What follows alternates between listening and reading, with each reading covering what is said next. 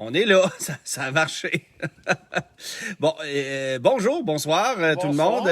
On se demandait si on allait réussir à être présent avec vous live là présentement, parce que je vous avoue que les changements que Facebook a apportés aujourd'hui pour les applications, ça m'a pas rendu la tâche très, très, très facile. En fait, je rêve du jour où je pourrais revenir à l'ancienne formule, parce que pour l'instant, je n'y comprends que du feu. Cela étant dit, ça a l'air de fonctionner parce que les gens embarquent. Il y a déjà une cinquantaine de personnes. Salut à Nick, à Chad qui sont là, Sylvain, Claude.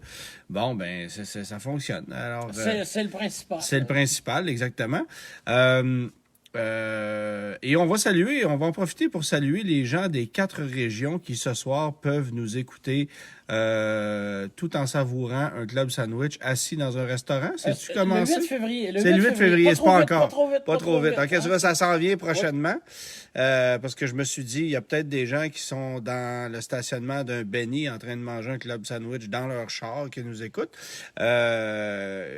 pour se sentir un peu plus d'à propos avec nous autres, s'installent au volant de leur voiture. Dans un char, exactement. Mais bref, ça commence peut-être à s'en revenir possiblement, prochainement. Puis on en discutait, Germain, en cette semaine. On veut participer cet été à des événements automobiles. On veut aller aux voitures de Carlisle. Moi, je suis supposé être... On y était allé il y a 2 ans ensemble. C'était un week-end formidable. Pas parce que tu étais là, mais bien parce que les voitures étaient impressionnantes.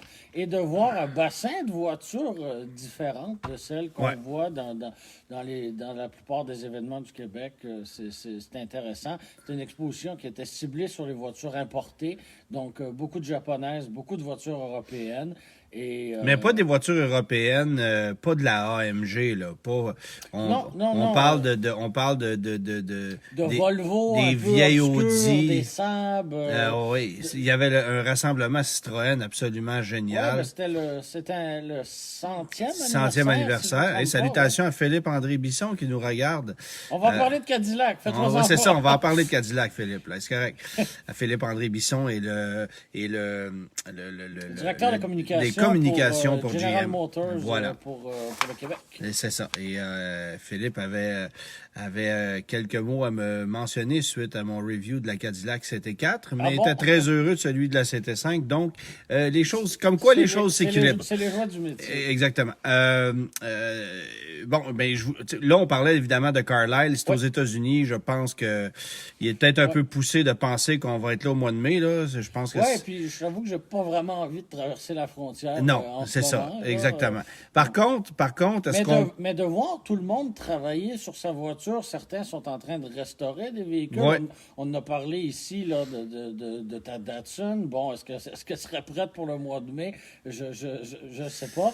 Mais en tout cas, bref, de voir les gens travailler sur leur voiture et de voir plein d'images circuler sur Internet, ben ça donne un peu de fourmis dans les pattes. Là. Ben, puis tu sais, faut pas oublier un truc, les gens voyagent pas, les gens ne dépensent pas pour des activités hautes. Le budget resto, le budget voyage, le budget divertissement, parce que pas de théâtre, pas de musée, pas de cinéma, il y a plus rien.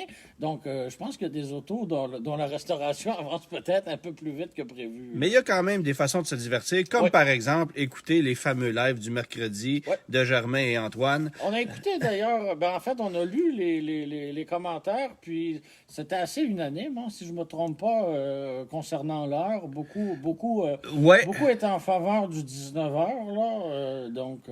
Il y a plus de gens préfèrent le 19h, même si certaines personnes ont mentionné que ils devaient enregistrer District 31. Bon, on s'excuse. Et j'ai regardé ce soir, il n'y a pas de hockey. Hein? Non, c'est une bonne nouvelle. Il n'y a pas de hockey. Mais il y a nos amis de la France qui trouvent que c'est tard un peu. Oui. Alors, voilà pourquoi salutations à mon ami Yannick Dubé qui est là, Véro Galland, Sébastien Nadeau. Voilà pourquoi vous pouvez le réécouter sur Facebook en différé et dès le lendemain, ça se retrouve aussi sur ma page YouTube. Vous pouvez aussi le regarder sur le site du Guide de l'Auto. Hein. Voilà, donc il y a plein de manières de le rattraper. Mais c'est sûr que pour l'interaction en direct, idéalement, il faut être là. Oui. Ça serait un peu pratique. Donc, je parlais de Carlisle tantôt parce que c'est sûr que d'aller aux États-Unis, ça va être difficile. Par contre, est-ce que des événements au Québec, ça se pourrait? Ouais. Pour l'instant, on n'a pas annulé les voitures anciennes de Granby pour 2021. On avait été dans les premiers l'année dernière, là, oui. dès mars, hein, si je ne me trompe pas. Donc, c'est ça, on avait été dans les premiers à annuler. Et cette année, il n'y a toujours rien qui a été annoncé à cet effet-là. À cet effet-là, bon, on va regarder les choses évoluer rapidement, mais ça voudrait peut-être dire que des rassemblements ou des expositions automobiles extérieures encadrées d'une certaine façon, ça pourrait être possible cet été. On va voir. À Granby, vu la superficie du terrain et le nombre habituel de collectionneurs qui exposent leurs voitures, il va peut-être falloir repenser à une nouvelle stratégie parce que le 2 mètres entre les voitures n'était pas possible avant, tellement il y avait. Oui, mais il ne faut pas oublier que les voitures ont des tailles excessives. Oui. Tu sais, si cette année on n'expose que des Ford Fiesta, oui. On pourra respecter le 2 mètres. Le problème, c'est que quand les gens arrivent avec des gros bateaux comme le tien, comme ta Chrysler 73... 12, pardon. 12. Ben, 12. Ouais, parce que ta 13 était beaucoup plus petite. C'est ça. Ben, ça prend de la place sur un terrain, comprends-tu? Absolument. Bon, anyway. On va commencer avec ta question. Oui, question quiz. Quel était le champ de pratique de Mazda à ses tout débuts? Donc, on sait, Mazda fabrique des voitures, mais à l'origine de l'entreprise, on fabriquait totalement autre chose. Et d'ailleurs, cette année, on célèbre, en fait, l'année dernière, 2020, on célébrait le 100e anniversaire de Mazda. Bon, alors ça, c'est la question. On va commencer par parler, évidemment, d'un camion qui a fait beaucoup jaser aujourd'hui, mais moi, j'avais pu prendre tous les détails de ce véhicule-là il y a déjà quelques jours. Mais il a fait beaucoup jaser, mais il aurait pu faire jaser encore plus. C'est ça. On parle du Raptor, là. Effectivement, donc la version la plus puissante, la plus hors route du F-150, mais il n'y a eu aucun bouleversement dans ce que Ford a annoncé, là. En fait, moi, j'ai assisté à la présentation média en ligne où on nous a présenté le véhicule et oui, on nous a parlé un peu des suspensions un peu plus évoluées, des technologies qu'on avait mis pour le rendre peut-être un peu plus économique à la pompe. On parlait du fait que le véhicule pourrait rouler 500 000 avec un réservoir. Bon, on a parlé de la souplesse des suspensions, de son efficacité en conduite en route, des jantes qu'on allait mettre là-dessus. Mais on a beaucoup mis d'emphase sur la technologie, les gadgets à bord, l'esthétisme du véhicule, les surpiqûres orangées. On nous a parlé de ça en nous laissant vraiment sur notre appétit côté mécanique. Tout ce qu'on nous a confirmé, c'est le retour d'un V6 EcoBoost 3.5 litres high output. Il n'y a pas de grande nouvelle là-dedans parce que c'est le moteur actuel. Bon, est-ce qu'il va être bonifié, amélioré? Est-ce qu'on va avoir une puissance qui va être un peu plus grande? Peut-être, je pense que c'est légitime de le croire, mais il y avait tellement de rumeurs et des rumeurs sérieuses à l'effet qu'on planterait le V8 de la Mustang Shelby GT500. Ben, on n'a eu aucune annonce pour ça, là. En fait, il n'y a pas eu d'annonce pour ça. Ce qui a été dévoilé, par contre, c'est ça. C'est le V6 EcoBoost là, qui va être de retour. On imagine entre 450 et 500 chevaux, mais on n'a même pas dévoilé la puissance officielle. Par contre, on nous a dit, stay tuned, il y a une autre nouvelle qui s'en vient et toutes les rumeurs nous laissent croire que effectivement le V8 de la GT500 de plus de 700 chevaux se retrouverait dans le Raptor R, qui, lui, va être une version haute performance et qui va venir rivaliser avec le Ram 1500 TRX que j'ai pu mettre à l'essai la semaine passée. Si on veut rester dans la course, on n'aura pas le choix d'avoir une version à moteur V8 là, parce que le Ram est en train de faire de l'avaler tout rond. Là, de l'avaler tout rond. Écoute, je l'ai conduit, là, le Ram TRX. C'est quand même un camion très lourd. C'est quand même, je veux dire, on part de zéro. Puis je t'avoue que pour avoir conduit quelques Raptors au fil des dernières années, si tu me donnais le choix entre un TRX puis un Raptor pour aller faire une course dans le désert, on parle pas de la puissance mécanique, je pense que le Raptor est en avant. Okay. Je pense sincèrement que, le Ram TRX m'a semblé tellement lourd, tellement... Puis j'ai trouvé aussi que j'avais l'impression d'avoir une quincaillerie, je veux pas dire lousse, mais tu sais, moins solide, moins tight qu'avec un F-150 Raptor, qui est plus léger, m'a semblé plus agile aussi. La bonne nouvelle, c'est qu'il n'y a pas beaucoup de consommateurs québécois qui vont conduire le TRX dans le désert, effectivement. C'est plus rare, je pense. C'est ça. Va être... Ayez juste pour votre gouverne. J'ai conduit le TRX la semaine passée. On a fait, moi j'ai fait 3 clips différents avec ce véhicule-là. Un qui sera prochainement diffusé sur la plateforme du Guide de l'auto.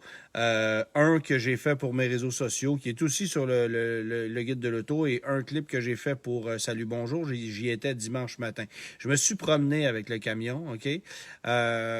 Mais j'ai mis plus de 300 $ d'essence en une semaine. 300? Ouais. Pour faire 740 km. Ben voyons. J'ai fini ma semaine totale. J'ai fini ma semaine totale, complète, à un peu plus de 31 litres au 100. Et ça roule au super. Et là, ça inclut, là, ben, tu mentionnais, tu l'as présenté à Salut Bonjour, donc ça implique de l'autoroute, là. Ça implique que je l'ai brassé dans quelques bancs de neige, là, c'est correct. Oui. Mais oui, j'ai roulé sur l'autoroute. En fait, c'est pas dur. T'as rien remorqué non plus. Non, j'étais allé à Québec, aller-retour.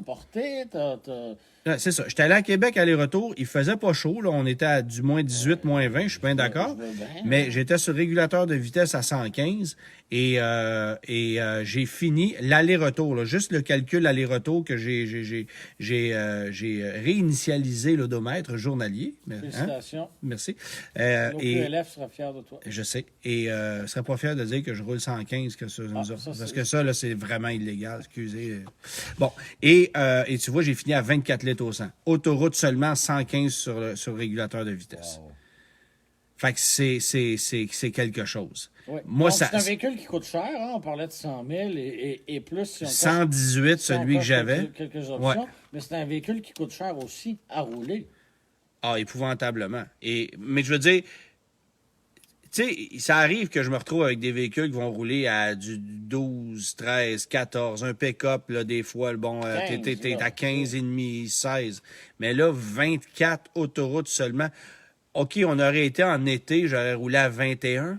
Ouais, ça reste très haut. Ça n'a aucun bon sens. Moi, de mémoire, pour avoir terminé une semaine à plus de 30 litres au 100, ça m'était jamais arrivé en carrière. Parce que tu peux avoir des consommations instantanées qui vont avoir des pointes, pointes élevées, là. Mais d'avoir une consommation moyenne sur plusieurs centaines de kilomètres. Non. Écoute, les deux pires cotes que j'avais enregistrées de mémoire, c'est justement un Ram Power Wagon 2500 2005 qui avait un moteur émis. 6.4. Non, c'était pas un 6.4, c'était un 5.7 dans ce temps-là. Oui, c'était un 5.7. Mais je veux dire, bon, de la façon dont c'était guiré, puis avec les pneus qu'il y avait, puis c'était épouvantable. Là. Et le premier Nissan Titan. Ça avait été les pires gouffres à essence que j'avais pu conduire.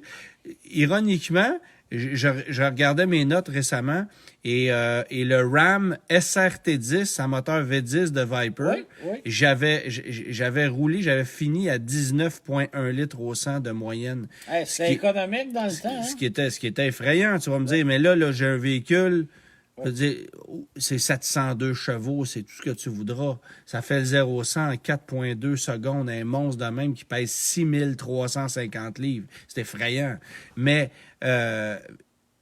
une consommation comme ça, comment est-ce qu'on peut commercialiser un véhicule neuf, fraîchement développé? Mais ça ne durera pas 10 ans encore. C'est ça. On en profite pendant qu'on peut encore. Ça a été ça ma conclusion. Puis Ford, avec le Raptor R, ça va être ça, là. Oui.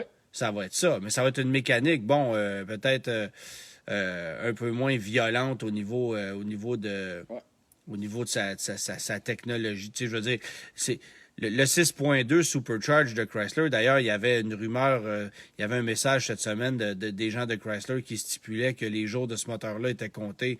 On comprend pourquoi. Parce qu'on respectait les émissions polluantes et c'est un peu difficile. Puis là, on l'a mis partout. Ouais. Charger, Challenger, Grand Cherokee, Durango. Tu sais, on t'avait de le mettre dans le Compass, là, ça n'a pas de bon sens. Peut-être qu'il finirait par se vendre. Ouais, c'est ça. Mais tout ça pour dire que, tu sais, quand le Raptor va arriver, j'ai bien hâte de voir cette machine-là parce que... Et chez Chevrolet, pendant ce temps-là, ben, on attend toujours la Bolt VUS. Non, mais en fait, GM... Soit qu'on va arriver avec quelque chose chez GMC qui va être vraiment convaincant, soit qu'on va focusser sur le Hummer. Oui. Parce qu'on n'est pas là du tout, là. Non, mais est-ce qu'on veut y aller dans ce territoire-là? C'est une bonne question. Puis je vais y revenir dans les prochaines semaines. Mais là, j'ai eu vent d'une série, et vous me le direz peut-être si vous êtes propriétaire de camions Chevrolet GMC d'un an ou deux seulement, là, mais des problèmes électroniques, des problèmes de transmission à outrance, on commence à en entendre parler. Alors ça, j'aimerais ça avoir un peu plus de commentaires là-dessus si vous en avez. Mais je vais y revenir, ça c'est certain. Et là, on parlait du Raptor, donc c'est ça. Oui, beaucoup de gadgets à bord, véhicules plus convivial, véhicules plus technologiquement poussés, allégés. On a fait des associations avec des marques de renom pour, par exemple, des jantes, des fog lights, des éléments suspenseurs. Je veux dire, on a mis le paquet, il est beau, il est magnifique. Je n'ai pas eu j'ai pas vu si on pouvait l'offrir, par exemple, en cabine allongée ou si c'était juste avec un crew cab, une cabine double, parce que... parce que le RAM TRX, lui, c'est seulement... C'est seulement ça. Ouais. C'est seulement ça, et je trouve ça un petit peu dommage, parce qu'évidemment, en conduite hors route, d'avoir un empattement un peu plus court, c'est peut-être un avantage. Puis je suis pas certain que ce sont tous les acheteurs qui veulent nécessairement avoir un camion aussi imposant. Écoute, Ford a commercialisé un F-150 à cabine allongée, caisse courte Raptor pendant quelques années. On ne l'a pas fait avec la nouvelle génération, mais je trouve que ça serait pertinent de ramener ça, aussi pertinent puisse un Raptor puisse-t-il l'être. C'est ça, exactement, tu as tout compris. Puis écoute, tant qu'à être dans le monde des camions Ford, on va faire un parallèle tout de suite avec notre brochure de la semaine. Oui, on inverse l'ordre. On inverse l'ordre. J'ai sorti du classeur avant d'arriver une très, très petite brochure. En fait, c'est une page. Donc, le Ford F-150 SVT Lightning 1999. À l'époque où on vit, un pick-up de performance, c'est un pick-up qui est puissant, mais aussi un véhicule capable d'aller hors route. Donc, un véhicule qui a un peu l'air là, d'un monster truck, mais commercialisable, là, disons ça comme ça. Alors que, quand tu faisais référence au Ram SRT10 tantôt, c'est le cas du F-150 SVT Lightning, c'était vraiment des camions conçus que pour l'accélération et la piste. Là. Il n'y avait aucune capacité en route de ces camions-là. On le voit par la garde au sol, d'ailleurs. C'était de deux roues motrices en partant. Mais c'est pas du tout la même stratégie.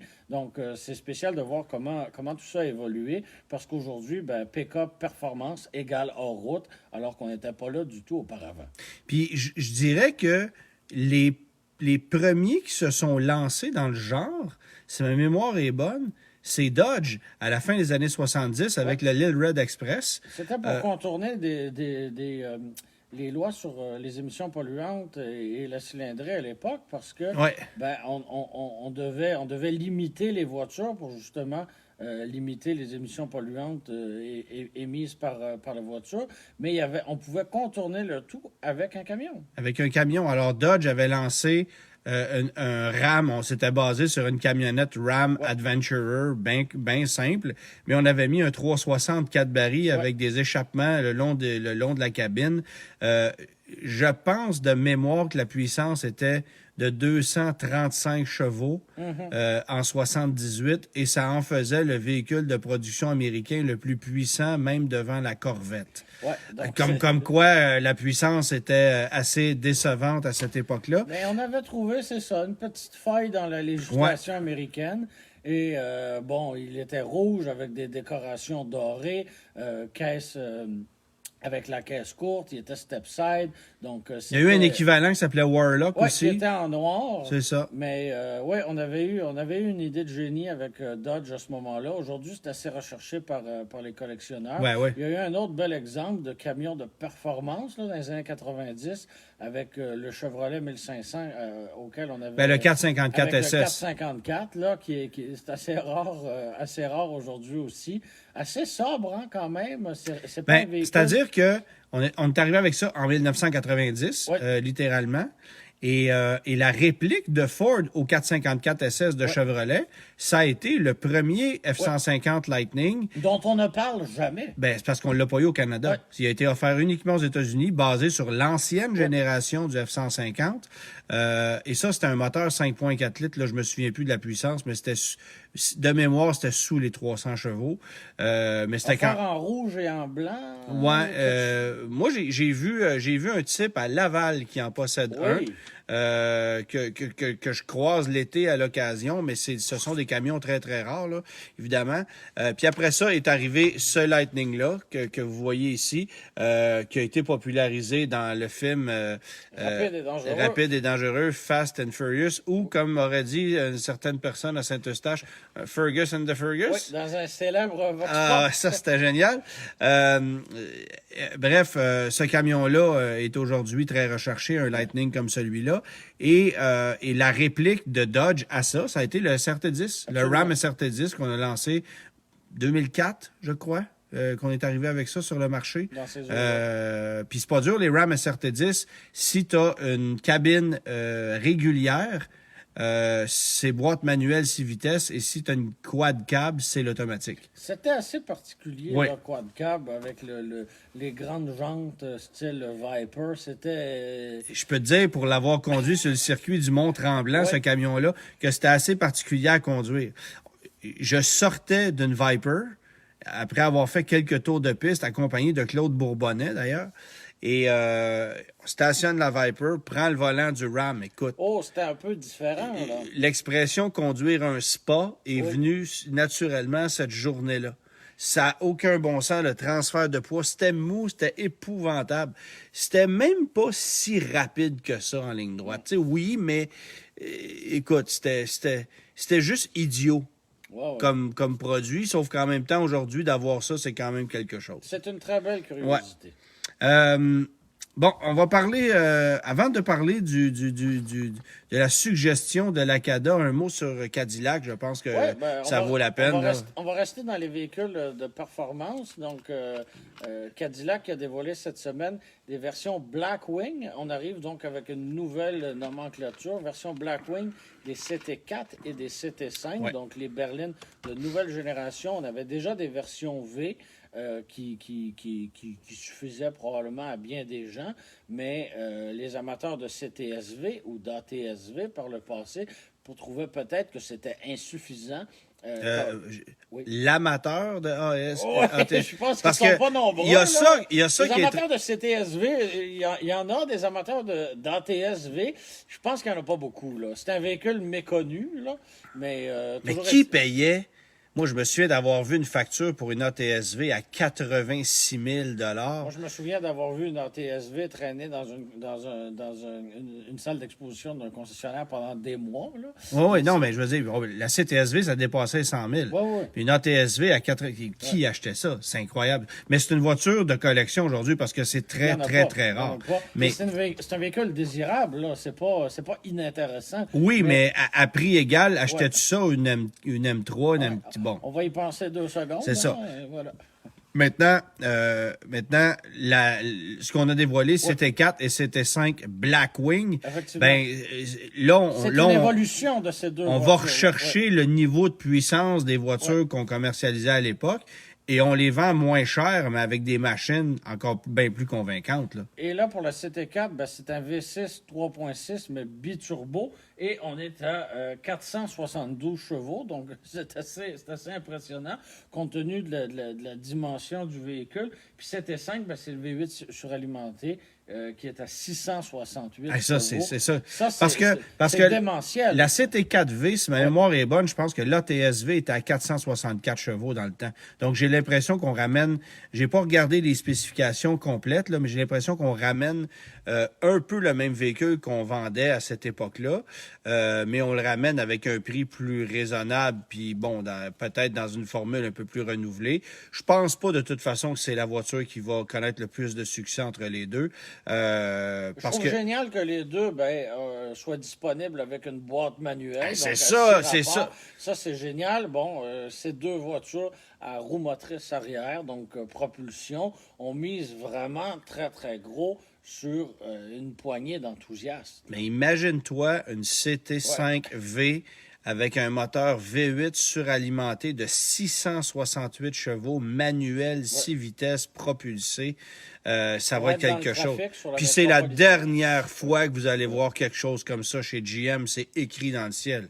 Il y a des gens, on commence à le voir, il y a des gens qui regrettent la boîte manuelle dans la Corvette. Chevrolet semble se faire critiquer de façon assez sévère à ce niveau-là. Il y a beaucoup d'enthousiastes qui pleurent la disparition de la manuelle dans la Corvette. C'est peut-être une façon d'aller chercher ces quelques clients-là, mais... Oui, parce que la puissance va être là, dans une robe un peu différente de celle d'une Corvette. Puis on s'entend que c'est drôlement plus puissant qu'une Corvette, là. Je veux dire, je suis pas certain que ça va être plus rapide au niveau de temps de réaction, parce que c'est pas... à la base, je veux dire, il y a une limite de traction que tu peux avoir, surtout si c'est une propulsée, là. Mais ça va être une voiture hallucinante. Et je suis déjà un fan de la CT5V. Je trouve que cette auto-là d'abord, elle est très belle. C'est une voiture qui est équilibrée. Et j'ai hâte de voir, honnêtement, la Blackwing. Faudra la conduire, parce que là, on est bien enthousiaste. Il y a de la puissance à revendre, tout ce que tu voudras. Mais est-ce que le fait d'avoir un V8 à l'avant, ça va un peu débalancer la voiture par rapport à une CT5V? Parce que pour moi, ça risque de lui donner un nez très, très, très pesant. Mais j'ai hâte de voir comment elle va se comporter dans l'ensemble. En fait, la question, c'est est-ce qu'on a travaillé les suspensions en conséquence? Est-ce que, parce que la CT5V actuellement, que tu payes entre 55 et 65 000 $ avec un équipement raisonnable, pour moi, c'est un sacré bon deal. C'est une très, très belle voiture. Écoute, là, on va y revenir un peu plus tard, mais j'ai une BMW dans la course cette semaine, une 228i. La petite BMW avec un moteur de 228 chevaux, 228i, 228 chevaux, qui rivalise avec une classe A, puis rivalise avec une Audi A3. Cette auto-là, avec le petit moteur, là, et rien d'exceptionnel, est 57 000 $. C'est trop d'argent. C'est trop d'argent. Tu sais, je veux dire, on va y revenir après, là, mais honnêtement... Je conduisais cette BMW-là, puis je me disais, pour le même prix, je peux m'asseoir dans une Cadillac CT5V. Je me poserais même pas la question. Ben non, à 10 000 d'écart, je prends encore à 20 000 d'écart, je prends encore la Cadillac. Je veux dire, il y a aucune commune mesure entre ces deux produits-là. Puis d'ailleurs, des BMW de série 2, t'en vois pas tant que ça. T'en vois pas tant que ça. Là. Le prix est exorbitant. Les BMW, tant qu'à aller chercher un petit véhicule chez BM, beaucoup de consommateurs vont prendre un des deux. X1, X2, là. Ouais. Non, mais je veux dire, le marché de la petite voiture il va pas en augmentant, on s'entend. Mais la classe A connaît un certain succès. Ça, t'en vois. Mais les séries 2, t'en vois pas. T'en vois pas vraiment. Puis BMW, ça bat de l'aile, là. Les ventes, ça a été très dur en 2020. 30 % de baisse de vente. Donc, 10 % de plus que le marché total. Ça fait mal. Puis, je pense pas que c'est avec des prix exorbitants comme ça qu'on va réussir à les séduire. Parce que la très, très, très grande majorité des acheteurs de BMW, en fait, on loue. Puis on donne les clés, ce qui est assez sage comme décision parce que passer la garantie, des fois... Ça peut être un peu fatigant à entretenir. Mais enfin, bref. Alors, j'ai bien hâte d'essayer ça, cette CT5 Blackwing-là. Blackwing, pourquoi? Parce qu'elle a un gigantesque aileron noir à l'arrière, et c'est vrai pour la CT4 aussi. Mais dans les deux cas, j'ai bien hâte de conduire ça. Puis je trouve que Cadillac, jusqu'à maintenant, Moi, je suis pas un fan de ce que Cadillac a fait avec la CT4, mais CT5, oui. Et on semble se débrouiller parce que c'est un marché qu'on dit condamné, la voiture de luxe actuellement, surtout pour les Américains. Mais on a toujours réussi à vendre tout près de 2000 Cadillac CT5 en 2020 au Canada, ce qui est inespéré. Puis c'est ça que avec une augmentation des ventes par rapport à 2019 pour l'ensemble de la marque au pays. Tu sais, je te faisais le commentaire. Tu sais, on a vendu plus de Cadillac CT5 en 2020 qu'on a vendu de Nissan Altima, de Mazda 6, de Volkswagen Passat. Alors que c'était des véhicules à volume auparavant. Oui, c'est ça. Fait que, puis on parle pas de la même fourchette de prix. Fait qu'enfin, bref, j'ai trouvé ça bien intéressant. Oui, donc, autre sujet, le gouvernement canadien a vu un projet être déposé sur leur table de travail. Ben, en fait, correction. Le gouvernement, il n'y a pas de projet qui a été déposé pour l'instant. Ben, qui leur a été remis. En fait, oui, c'est ça. En fait, on leur demande. C'est une suggestion de la CADA, qui est la Canadian Automobile Dealership Association, donc le regroupement des concessionnaires automobiles canadiens, qui demande au gouvernement fédéral, donc à notre ami Justin Trudeau, de considérer un possible projet de loi visant à envoyer à la casse des voitures âgées de plus de 12 ans pour permettre de sauver je ne sais pas combien de mégatonnes de gaz à effet de serre. Ouais. En fait, on prend l'excuse... On le fait au nom de l'environnement carrément, là. On le fait au nom de l'environnement carrément. Ce qu'on dit, c'est jetez vos vieilles voitures, achetez des voitures neuves, vous allez sauver la planète. Et ça, la réalité, c'est... Ben non, mais la réalité, c'est qu'on fait ça dans l'optique de vendre des voitures neuves. Oui. Parce que depuis 3 ans, les ventes de véhicules baissent. Un petit peu en 2018, un petit peu en 2019, beaucoup en 2020, presque 20% à cause de la COVID. Et là, on veut relancer. On veut relancer ça. Mais tu sais, c'est le même... En fait, c'est la même suggestion que ce qui avait été fait en 2009. Oui, on n'invente rien, là. Ben, durant la crise d'automobile en 2009, l'année où GM et Chrysler avaient fait faillite, on se souvient facilement de ça, ben, il y avait eu une opération aux États-Unis qui s'appelait Cash for Clunkers, que les Canadiens avaient pâlement imité. Mais grosso modo, on envoyait à la casse un paquet de véhicules qui étaient encore très bons pour les remplacer par des véhicules neufs en disant, ben, écoutez, vous allez sauver la planète, vous allez stimuler l'économie automobile, etc., etc. Le problème, c'est qu'il n'y avait aucune règle. Puis encore là, ce qu'on propose, c'est qu'il n'y en a pas de règle. On veut pas vendre des véhicules électriques, on veut vendre des véhicules. Donc, tu sais, premièrement, si tu dis à quelqu'un, bon, ben tu vas envoyer ton Honda Accord 2008 à la scrap, puis tu t'achètes un F-150 de l'année... Ben, bonjour la planète, là. On s'entend-tu que... Il n'y a aucun gain environnemental qui est fait. Ben, il n'y en a pas du tout. Et... Il n'y a d'ailleurs aucun gain environnemental si on remplace un Honda Accord de 12 ans qui fonctionne encore très bien par une Honda Accord 2021, là. Ben, ça, c'est l'autre point. Puis, je veux dire, oui, je suis d'accord, une voiture... de 2008 qui consomme 9 litres au 100 versus une voiture de 2021 qui consomme 9 litres au 100, les émanations polluantes sont plus élevées sur la voiture plus vieille parce qu'on n'avait pas la même qualité de système antipollution, parce que les systèmes antipollution se dégradent avec le temps aussi. Donc, il y a ça qu'on peut considérer. C'est vrai. L'amortissement de son empreinte écologique est pas la même du tout, là. Ben, pas du tout, un. Puis deux, c'est parce qu'on considère uniquement les émanations polluantes dans le calcul qu'on fait pour ce qu'on propose au gouvernement. On considère uniquement les émanations polluantes faites par le véhicule, non pas par sa fabrication, non pas... Il y a plein d'impondérables qu'on n'a pas considérés. Donc, fabriquer un véhicule et le mettre sur la route, c'est une immense empreinte écologique. Absolument. Au jour 1, le véhicule n'a pas commencé à rouler. Quand c'est un véhicule électrique, il faut ajouter... des batteries, là. Ben, en fait, là, l'impact environnemental est épouvantable au jour 1 et ça prend... J'en ai discuté récemment avec Daniel Breton, j'y posais des questions là-dessus, parce que moi, j'avais vu un reportage très intéressant qui vulgarisait tout ça à l'émission Découverte il y a environ un an et demi, où on expliquait qu'à environ 80 000 km, une voiture électrique s'était remise à niveau au niveau de l'empreinte écologique de sa fabrication par rapport à une voiture neuve sortie au jour 1. Donc, ça prend 4 ans ou 80 000 km avant que la voiture électrique devienne écologiquement égale à une voiture neuve à essence qui sort de l'usine. Après quoi, évidemment, ben là, c'est juste des bonus, des bonus. C'est juste du gain parce que la voiture n'émet pas d'émissions polluantes. Mais au jour 1, c'est pas efficace. Là, évidemment, les choses ont évolué depuis et selon Daniel Breton, ben, il me parle à peu près de 2 ans ou de 30 à 40 000 kilomètres. Donc, ça serait réduit de moitié. Malgré ça, il y a toujours un impact important. Puis moi, ce que j'expliquais aussi, j'en parlais avec Benoît Dutrisac ce matin, c'est que, tu sais, depuis le début de la COVID, les gens roulent moins. Absolument. OK? Donc, la voiture qui a 12 ans, 13 ans, 14 ans, qui est encore bonne, bon, ben, on la critique parce qu'elle fait des émissions polluantes X, et dans l'étude, on s'est basé sur les données des dernières années pour des véhicules qui roulent. Mais là, elle va rouler moins puisque la COVID amène les gens à moins voyager. Et après la COVID, les gens vont continuer de moins rouler. Il va y avoir plus de télétravail. Il y a beaucoup de compagnies qui vont s'ajuster.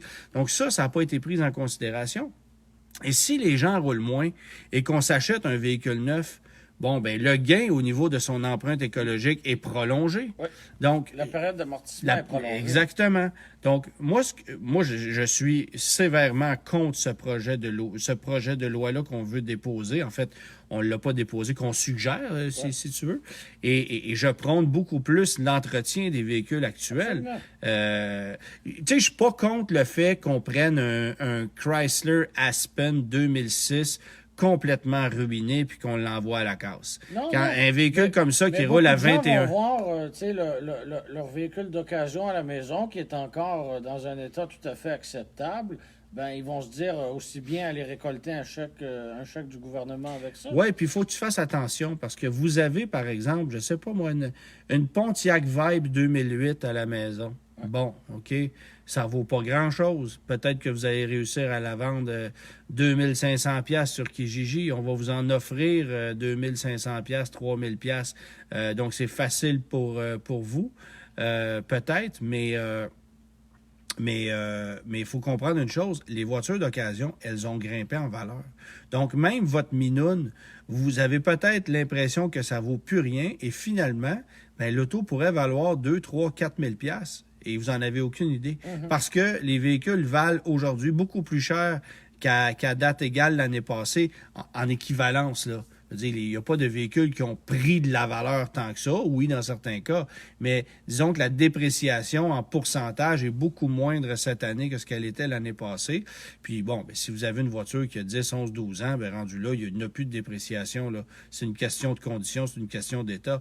Mais une voiture à 800 $, si ça existe, parce qu'elle est finie. Tu sais, aujourd'hui, là... Oui, on peut plus acheter un véhicule, là, ou en tout cas, c'est très rare, à moins de 1 000 $ et espérer rouler avec... tu peux toujours tomber sur une loque, là, tu comprends? Réalistement, si on est plus Kijiji, puis on regarde pour un véhicule à 1 000 $ tel quel, bonne chance pour faire un an. Pour moi, là, une auto en bas de 2 000 $, je vous parle pas du prix que vous pourriez payer, mais la valeur marchande d'une auto en bonne condition, quelle qu'elle soit, si elle se tient debout, qu'elle est solide et qu'elle a été entretenue raisonnablement, ça vaut toujours bien 2 000 $. Ouais.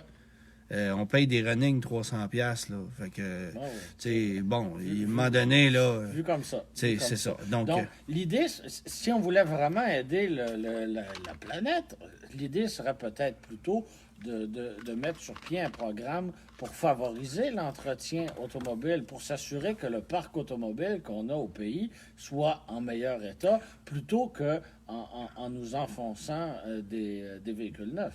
Ou un programme qui, par exemple, irait chercher ces mastodontes-là, là, des vieux Ford Expedition finis, des monstres qui consomment 18, 20, 22 litres au 100, qui ont été négligés, mal entretenus, qui valent plus rien. Ben là, Mais il faudrait aller faire du cas par cas. Ben, ça serait du cas par cas et faut pas que tu t'achètes un véhicule à essence. Non. C'est-à-dire, si on va donner un gros montant pour un véhicule comme celui-là, plutôt que de donner une subvention gigantesque pour un véhicule électrique, on peut départager et dire, bon, ben, on va donner un montant pour ce véhicule-là qui va se retrouver à la casse. On va le récupérer, on va récupérer le métal, on va le recycler, littéralement. Ça, c'est l'autre point dont j'ai pas parlé tantôt. Ouais.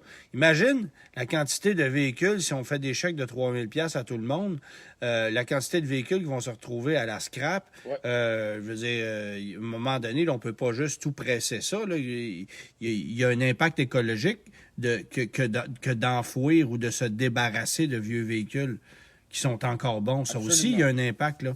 Mais si on prend des véhicules extrêmement polluants, dans une condition épouvantable, et qu'on les remplace par des véhicules électriques, ah ben là, par exemple, il y a peut-être quelque chose. Il y a peut-être quelque chose d'intéressant. Mais il faudrait que ce soit légiféré puis que ce soit sévère comme proposition. En fait, moi je dirais même jusqu'à dire, le programme tel qu'il est en ce moment, je n'y vois pas de problème. Le problème, c'est qu'on fait ça sur le dos de l'environnement. Si on nous présentait cette idée-là en nous disant le seul but, c'est de stimuler la production et la vente d'automobiles neufs, j'aurais pas de problème avec ça. Mais là, j'ai l'impression qu'on essaie de nous en passer une. Là. Ben, en fait, c'est hypocrite comme présentation. Voilà. Puis le gouvernement, ben peut-être que... Ouais, mais tu sais, en même temps, le gouvernement, je suis persuadé qu'on comprend. Puis il faut pas oublier un truc. C'est l'ACADA qui propose ça, mais... En Ontario, ouais. Il y a aussi de très forts lobbyistes de compagnies automobiles qui fabriquent des véhicules en Ontario. Bien sûr. Et ça, ben, on veut en fabriquer puis on veut en vendre. Donc, il y a aussi cet impact-là. Je sais bien qu'il n'y a pas de relation directe entre une compagnie et la CADA, mais veut pas, ça peut avoir une certaine pression sur un gouvernement. Fait qu'il y a tout ça qui rentre en ligne de compte. Mais si on le fait au nom de l'environnement, faisons-le pour les bonnes raisons. Puis autrement, moi, je vois pas d'intérêt à un programme comme celui-là. Entretenez votre véhicule. L'impact environnemental de votre véhicule usagé, il a déjà en grande majorité été fait, alors que le véhicule neuf, ben l'impact environnemental, même s'il est moindre, est à venir. Fait que pour moi, c'est une idée marketing, ce n'est aucunement une idée environnementale, là, pas du tout. Tu as glissé quelques mots sur la BMW Série 2. Oui. Je pense que tu en avais plus à dire. Je suis parti, j'ai pris la route avec cette auto-là, puis honnêtement, moi, je garde un très, très, très bon souvenir de la BMW de Série 2, la version coupée, la version cabriolet. Qui n'ont rien à voir avec la Série 2. Non, c'est ça. Faut savoir, non. Donc, le coupé, le cabriolet, c'est une base de propulsion. C'est une petite voiture sport personnelle, super amusante, qui n'a pas d'équivalent chez Mercedes, chez Audi. Bon, évidemment, il y a des versions haute performance, M2, M2 CS, même la M240i. Tu sais, c'est des bagnoles vraiment, vraiment enivrantes, mais là, qui commencent à vieillir, on s'entend. Et on ajoute à la gamme cette année une série 2 grand coupé, laquelle vient rivaliser avec une Audi A3, avec une Mercedes classe A ou une CLA. C'est carrément ça, parce qu'on n'avait pas de petites voitures à 4 portes chez BMW. On en avait en Europe, on n'avait pas chez nous. Et ça prenait ça, semble-t-il. Donc, on amène ça, mais là, c'est une base de traction. Donc, en fait, c'est la même plateforme qu'une Mini. Là. On utilise les bases d'un BMW X1 ou X2. Oui, on l'a en 4 roues motrices, mais on l'offre aussi en 2021 en traction. Mm-hmm. Donc, une 228 qui n'est pas X-Drive. Et c'est ça, on veut rivaliser avec les deux autres marques allemandes. Accessoirement avec l'Acura ILX, mais on s'entend que c'est pas un objectif de vie que de rivaliser ça. Ouais. Bon, puis ça en fait pas une mauvaise voiture en passant l'ILX, hein, c'est juste que c'est vieillissant un peu comme... c'est vieillissant, puis elle se retrouve un peu perdue entre deux gammes. On ne sait pas où elle se situe. Tu vends une auto à 32 33 000 $ quand la concurrence est à 40, 42, 45 et plus, et plus, et plus. On fait quoi, là? Fait qu'Acura va se réajuster. Il y aura une prochaine génération d'ILX que j'ai bien hâte de voir, mais en attendant... C'est curieux quand même de voir le constructeur persister dans ce segment-là, là. Ben, ou ne pas persister, En arrivant avec une nouvelle génération, c'est qu'on... Ah, ouais, tu veux dire, oui, mais on le fait sur le tard, on s'entend-tu? Ouais. C'est long, là. Mais tout ça pour dire que la série 2, moi, je m'attendais à la dynamique d'une BMW, sachant tout de même, d'une série 2, sachant tout de même que c'était une base de traction et non pas de propulsion, là. J'ai été vraiment déçu. Un effet de coupe en accélération que évidemment j'ai jamais vécu chez BMW, puis que dans une Mini ne me dérange pas parce que c'est une Mini, mais là je suis dans une voiture qui se veut sportive. En plus, elle est équipée de l'ensemble M Sport, donc roue sport, frein de performance, siège, volant M, tout ce que tu voudras. La puissance, c'est correct. La sonorité, c'est correct. Tu peux jouer, t'as des modes de conduite. Mais c'est vraiment une auto. D'abord, il y a des craquements. Deuxièmement, le toit ouvrant scillait, mon ami, là, au point où je me demandais si la vitre était ouverte. Qualité de fabrication très ordinaire. J'ai été vraiment, vraiment déçu de cette auto-là qui m'a pas donné un sentiment de sécurité, qui m'a pas semblé stable et amusante autant qu'une Audi A3. Donc, globalement, ça fait un peu bon marché, là. Ben, tu sais, je veux dire, la finition est correcte, c'est une vraie BMW, mais on dirait que...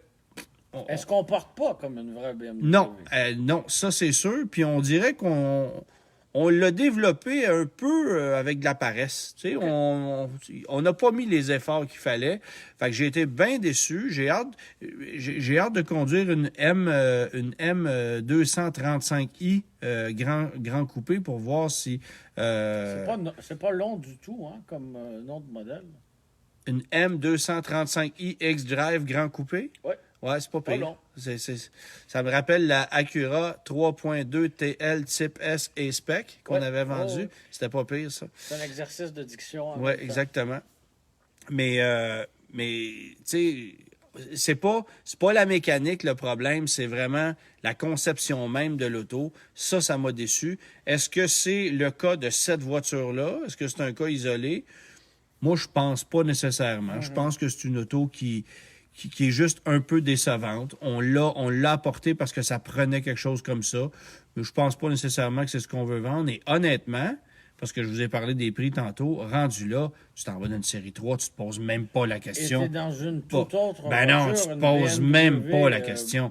Écoute, beaucoup plus pur, là. Ben, là, cette voiture-là a 2 groupes d'options qui font grimper le prix à 57 000 à peu près. Alors, c'est indécent. Tu pourrais, en fait, tu es pratiquement obligé de prendre un groupe d'options à 4 500 donc, ça t'amène le prix... Pratiquement obligé, c'est-à-dire? Ben, c'est parce que tu peux pas t'acheter une BMW et pas avoir de volant chauffant, puis pas avoir de... Tu sais, à un moment donné, là, les gens veulent avoir ces gadgets-là aujourd'hui. Là, après ça, est-ce que tu veux nécessairement avoir le heads-up display? Veux-tu avoir le super gros système de son? Veux-tu avoir les roues de 19 pouces au lieu de 18? Tu sais, rendu là, ça devient un peu plus accessoire, mais il y a des éléments... Des commodités dont on peut pas vraiment se passer dans une BMW. C'est ça. Et là, ben, ça amène le prix minimal à tout près de 50 000 avant taxe. Là, celle-là, ensemble M, gros ensemble exécutif de luxe, ça l'amène à 57 000 c'est correct. Mais rendu là, tu peux t'acheter une série 3, 4 cylindres, équipée décemment pour 55 000 tu te poses même pas la question. Ouais. Tu sais? Tu te poses même pas la question. C'est sûr. Tu prends une série 3 tout de suite, une voiture tellement plus convaincante. Ce n'est pas ma série 3 la préférée, la nouvelle génération. Il y a des petits éléments qui m'agacent, le dosage du freinage, entre autres. Mais ça reste une oui, c'est une voiture exceptionnelle par rapport à la série 2. Alors, pour moi, c'est une déception, surtout en matière de prix. Et je veux juste conclure, j'ai fait le calcul, si tu la finances sur 6 ans. Bon. Je sens que... Parce qu'elle se veut une BMW abordable. Abordable, OK? Alors, 57 000... En fait, 56 875 pour être exact, là. Déjà là, c'est trop. Plus taxes. Ouais. Financé à un taux de 4,99 sur 6 ans. Donc, rien de très attrayant comme taux d'intérêt. Ça te fait des paiements de 1 078 $ par mois pendant 6 ans pour un total au bout du terme, tu auras dépensé un peu plus de 76 000 $. Ça n'a aucun sens. Puis honnêtement, je suis très sérieux quand je te dis ça. Donne-moi le choix entre un Mazda 3 Sport Turbo et cette voiture-là, et je pense que je prends la Mazda 3. Je peux pas te dire que c'est une mauvaise décision. Je pense que la Mazda 3 est plus... Je vais donner un plus à BMW pour le rendement de sa transmission automatique, là, ça c'est sûr. Mais pour le reste, non. Mais la Mazda 3 Turbo, elle coûte 35 000 $, puis l'autre, elle coûte... Elle revient à 60 Non, mais mettons, avant, je veux dire, si tu fais un chèque, là, il y a un gros 20 000 $ de différence entre les deux. Ouais. Pas des farces, là. Fait que tu peux aller chercher une Mazda 3 de base pour combler l'écart. Oui, c'est ça. Exactement. Tu as tout compris. C'est très utile. Oui, c'est ça, exactement. Question? Oui, question. On a, je t'avertis, la première est assez longue. Donc, on a Vincent qui possède une Volkswagen Golf 2015, moteur 1,8 litres turbo compressé. Voiture a 78 000 km et le système de turbo-compression est à changer. Il a formulé une plainte auprès de Volkswagen Canada et on lui offre de payer 45% des réparations sur le véhicule. Donc, Volkswagen offre de payer 45% de la réparation. Vincent trouve que cette offre-là est trop basse. Est-ce qu'il y a des recours possibles? Ton avis sur la situation? Mais c'est une 2015. On est en 2020. Oui. 2021 même. Oui, c'est ça. Bon, ça dépend de la date de mise en service. C'est sûr que si la date de mise en service... Si la garantie est échue depuis quelques jours, c'est peut-être un peu insultant parce que l'auto n'a pas de kilométrage. Ouais. Puis une Vaux de mémoire, c'est garanti 5 ans 100 sur le groupe autopropulseur, 4 ans 80 d'un pare-choc à l'autre. Donc, tu sais, tout dépend de la date de mise en service. Mais si ça fait au moins un an que votre voiture est plus sous garantie, déjà, le fait qu'on vous offre de payer pratiquement la moitié du travail, c'est pas pire, là. Il y a des constructeurs qui vous auraient dit « ben merci, bonne journée ouais. ». Fait que, oui, c'est décevant. Je peux pas dire que c'est une situation qui arrive super souvent, parce que le moteur 1.8, on n'entend pas des turbos sauter à tout bout de champ comme avec les 2 litres, là. Mais ça peut arriver, c'est de la mécanique. Puis là, ben on vous propose de payer le travail. C'est sûr que vous pourriez, par exemple, vous organiser de votre côté, trouver un turbocompresseur, soit usagé ou en acheter un sur le marché après-vente, le faire installer dans un atelier indépendant, puis ça vous coûterait peut-être à peu près la même chose que ce que vous allez débourser chez Vaux pour le 55 %. Mais chez Vaux, vous allez avoir la garantie du constructeur qui va venir avec. Ouais. Moi, je pense pas qu'il y a matière à se plaindre d'un contexte comme celui-là. Ça semble assez raisonnable. Non, mais c'est oui, c'est décevant qu'un turbo saute après 78 000 km. Je suis d'accord avec vous.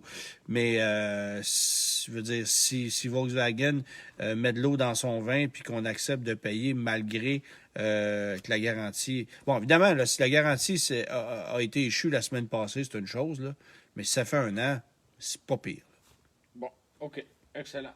On a un Guy qui a acheté un Kia Seltos 2021 en septembre 2020. Ouais. Le moteur changé sous garantie 2 mois après l'achat. C'est quoi? Est-ce qu'il mentionne la version? C'est une version, oui, à moteur turbo. À moteur turbo, OK. Oui. Transmission vient de lâcher et il se demande si on a entendu parler de ce problème-là ou s'il a tout simplement mis la main sur un citron, là. Bon... pour le moteur turbo, il y a des cas, moi j'ai entendu des cas pour le 2 litres, OK? Et d'ailleurs, il y a une belle campagne de rappel chez Hyundai pour ce même moteur-là, ouais. Campagne qui n'a pas lieu chez Kia. Et pour la transmission, ben, c'est la transmission IVT. Une CVT dite intelligente avec un premier rempart simulé. Là. Ben en fait, est-ce que... Là, je suis perdu. Là. Est-ce que dans le moteur turbo, on n'a pas une transmission double embrayage? Oui, il y a une transmission double embrayage. Alors ça, moi, j'ai pas eu vent de beaucoup d'éléments pour la transmission. Je peux pas pour dire que l'IVT, par exemple. Ben, oui. Pour l'IVT, c'est effrayant. Ben, pour la transmission double embrayage, ça, je ne l'ai pas entendu. Mais pour la IVT, bon, évidemment, c'est de la transmission double embrayage. Il y a eu des cas dans les années passées chez Hyundai dans certaines situations, mais c'est peut-être moins commun que la IVT. La IVT, c'est pas compliqué, là. Chez Hyundai, il y a une espèce... je veux pas appeler ça un rappel volontaire, là, mais il y a vraiment un bulletin de service massif qui a été envoyé à tout le monde. Et chez Kia, il y a un petit truc aussi qu'on fait par rapport aux boîtes IVT. On le sait que c'est pas bon, on s'en occupe, puis on la remplace ou on la répare, bref... Il y a un bug là, à ce niveau-là. Mais pour les moteurs, chez Kia, il n'y a rien. Chez Hyundai, il y a un rappel. Donc, tu sais, c'est vraiment... ça pourrait peut-être suivre plus tard, mais... C'est inégal, mais je t'avouerais que, tu sais, au fil des années, tu vois Hyundai et Kia avoir les mêmes problèmes avec des véhicules parents, là. Ouais. Une Forte puis une Elantra, bon, etc. Et c'est toujours plus facile chez Hyundai que chez Kia. Donc, moi, je te dirais que pour ça, j'aimerais pas mal mieux être assis aujourd'hui, par exemple, dans un Kona que dans un Seltos et avoir un problème avec l'un versus l'autre. Parce que je sais pas trop. La gestion des problèmes semble un peu plus efficace. Ouais. Chez le manufacturier. Oui, c'est une question de perception. Là. C'est une question de perception. Bon, tu sais, moi, les gens, j'en avais parlé, le moteur turbo, j'ai déjà sauté un turbo, c'est un véhicule qui avait 2000 km, c'était une Soul. Bon, chez nous, on ne l'a pas offert. C'est ça, c'est un véhicule américain. C'est un véhicule américain. Chez nous, on n'a pas offert de version turbo dans la Soul, mais aux États-Unis, j'avais conduit ce véhicule-là. Le turbo m'a sauté d'en face après 3 jours. Le véhicule avait 1400 000 au compteur. C'est génial. C'était ridicule. Puis c'était un problème. C'était le turbo. C'est vraiment le turbo qui a lâché. Est-ce que c'est ça qui vous est arrivé? Parce que le moteur que vous avez, c'est une déviation de ce même moteur-là. Écoutez, je vous dirais pas que vous êtes tombé sur un citron, ça se peut, c'est de la mécanique, mais assurez-vous d'avoir le soutien de votre concessionnaire puis du constructeur, parce que si on commence à s'obstiner ou si vous voyez que les problèmes reviennent, moi, je me débarrasserais de ça plus rapidement. Là. En fait, on va les voir vieillir, mais jusqu'à maintenant, le seul problème majeur que j'ai entendu, c'est d'abord la transmission IVT et accessoirement le moteur 2 litres, donc non pas le moteur turbo-compressé, mais le moteur 2 litres, où lui, effectivement, il y en a quelques-uns qui ont dit avoir des problèmes, faut remplacer. À suivre. À suivre. Bon, dernière question. On a Sylvie qui possède un Subaru Forester XT 2017 en location. Le terme achève. Elle l'adore et souhaite le remplacer, mais il n'y a plus de version turbo, comme on le sait, pour le Forester. Et elle se demande si on doit s'attendre à une arrivée d'une version turbo éventuellement, ou est aussi bien d'acheter une Outback finalement. Oui, parce que là, l'Outback propose un 4 cylindres turbo 2,4 litres qu'on n'a pas ailleurs. Bon, le Legacy puis le Ascent, mais on ne l'a pas dans des gammes plus petites. Puis je m'explique encore mal la décision de Subaru d'avoir retiré un moteur turbo. On disait que c'était à peine 10 % des ventes. Ben, 10 % des ventes, c'est toujours bien ça de gagner. Ça devient des véhicules assez payants parce que souvent, une motorisation plus performante va être associée à des versions plus équipées et plus chères. Là. Non, puis je veux dire, tu es dans le segment de marché le plus populaire au pays. Si tu n'es pas capable d'offrir plus qu'une variation mécanique, c'est un peu ce que je reproche à Nissan avec le nouveau Rogue. On a un moteur, une transmission, c'est tout. C'est un peu dommage. Je veux dire, il y a des constructeurs qui ont 3-4 options. Là, je pense à Toyota. Qui vont offrir l'hybride ou, l'hybride, le moteur régulier, la version Trail qui remorque plus, le Prime. Chez GM, tu as eu un diesel. Bon, c'était pas une bonne idée. Le 1.5 turbo. Ouais, c'est pas une bonne idée. Finalement, tu as un 2 litres turbo. Mais tu sais, l'Escape, c'est la même chose. T'as le 3 cylindres, t'as le 4 cylindres turbo. Oui, non, je suis d'accord, mais je veux dire, au moins, tu as différentes options mécaniques. Alors que, puis chez Subaru, non. Et le Forester, c'est un des moins vendus dans son segment. Puis il y a peut-être une partie de la réponse là-dedans parce que, tu sais, je veux dire, puis le Forester se retrouve entre deux produits très populaires. La Crosstrek qui se vend à fond la caisse et l'Outback qui est reconnu. Donc, le Forester, c'est aussi un très bon véhicule, mais on a décidé de le positionner bizarrement dans la gamme Subaru, si tu veux mon avis. Il se retrouve un peu entre deux chaises. Et il n'a pas ce look-là un peu attrayant, un peu aventurier que le Crosstrek a, par exemple. Ah, ben, il est pas beau, là. Le nouveau Forester, on va dire ça carré. On va appeler un chat, là, il est pas beau. Mais d'avoir, tu sais, on a lancé une version sport qui est un peu plus dynamique esthétiquement, qui a des freins un peu plus performants, qui a un système SI Drive un peu plus poussé pour de la conduite un peu plus dynamique, mais il n'y a pas plus de puissance. Non. De mettre le 2.4 litres turbo là-dedans, ne serait-ce que pour rivaliser avec un Mazda CX-5 turbo, ne serait-ce que pour rivaliser avec le Escape turbo ou le Bronco Badlands, par exemple. Tout à fait. Pourquoi pas? T'sais, on l'a, le moteur, il fit là, c'est le même châssis, c'est le même, il n'y a rien de compliqué à installer ça là-dedans, là. À moins qu'il y ait une question d'usine. Je me souviens pas d'ailleurs où le Forester est fabriqué. Il est-tu fait au niveau du Japon ou il est fait aux États-Unis comme les Outback? Ça, je me souviens pas. Mais bref, ça serait pas super compliqué de greffer le 2.4 là-dedans. Puis je pense que ça permettrait d'aller chercher une nouvelle clientèle. Puis quand tu regardes ce qu'ils... Et de satisfaire une clientèle qui n'a plus rien, finalement. Puis tu sais, je veux dire, si tu vends 10-15% de version turbo, moi, je pense qu'on pourrait même en vendre plus que ça, là. Mais si tu vends 10 ou 15%, puis que tu vends 12 000 véhicules d'une année, bien, c'est toujours bien 1500-2000 véhicules. Oui, c'est raisonnable. Tu sais, c'est raisonnable. Ça, je parle juste au Canada. Là, on n'a pas parlé du marché américain. Alors, moi, j'y verrais un intérêt sérieux à ce qu'on greffe ça là-dedans. Mais Subaru, on s'entend... On est conservateur. Puis sur le plan stratégique, puis sur le plan des revenus de l'entreprise, on n'a pas fait ben d'erreurs ces dernières années. Aujourd'hui, là, les gens ne le savent peut-être pas, mais vous n'avez pas idée à quel point les groupes de concessionnaires qui veulent s'accaparer des parts de marché de plus en plus grosses. Ils sont mieux de se lever de bonne heure, ceux qui veulent une concession Subaru. Obtenir une franchise Subaru, c'est aussi exceptionnel que d'obtenir un Mercedes. Là. On parle de quelque... Puis encore, Mercedes, il y a des coûts d'opération qui vont avec. Là. Ouais. Mais Subaru, là, c'est la concession que tu veux avoir. Elle est payante.